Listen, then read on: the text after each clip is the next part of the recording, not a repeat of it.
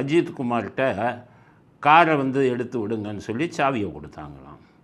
நகைக்குள்ளே 10 சவரன் நகை, இது காருக்குள்ளே 10 சவரன் நகை இருந்ததுன்னு வைங்க. யாராவது ஒரு முன்ன பின்ன தெரியாத ஒரு நபரிடம் சாவியை கொடுத்து கார் எடுக்க சொல்லுவாங்களா? உள்ள நகை இருக்குதுல்ல, நகை இருந்தால் ஒரு 3வது நபர்கிட்ட வந்து சாவியை கொடுப்பாங்களா? அப்படிங்கிற சந்தேகம் ஏற்கனவே வந்தது. அதனால் இந்த பொண்ணு மேலே சந்தேகம் வந்தது. இது உண்மையான புகாராக இருக்குமா? ஏன்னா இந்த பெண்ணுக்கும் அஜித்குமாருக்கும் சண்டை வந்திருக்கு. அஜித்குமார் பார்க்கிங் எடுத்து விட்டுட்டு இந்த அவங்களுடைய அந்த புகார் கொடுத்த பெண்ணுடைய தாயாரை அந்த வீல் சேரில் எடுத்துகிட்டு வர்றதுக்கு 500 ரூபா பணம் கேட்டிருக்காரு.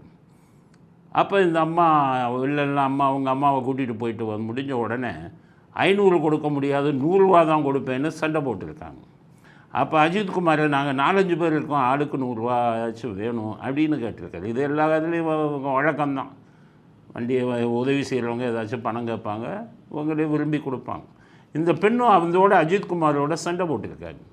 அப்போ என்கிட்டே நீ பணம் கேட்குறையா அப்படிங்கிற கோபத்தில் பணம் மட்டும் கேட்டான்னு புகார் கொடுத்தா ஆக்ஷன் எடுக்க மாட்டாங்க காவல்துறை அப்படின்னு சொல்லி நகை திருடு போனதாக புகார் கொடுத்துருப்பாரோ அப்படிங்கிற சந்தேகம் அந்த பொண்ணு மேலே வந்துடுச்சு.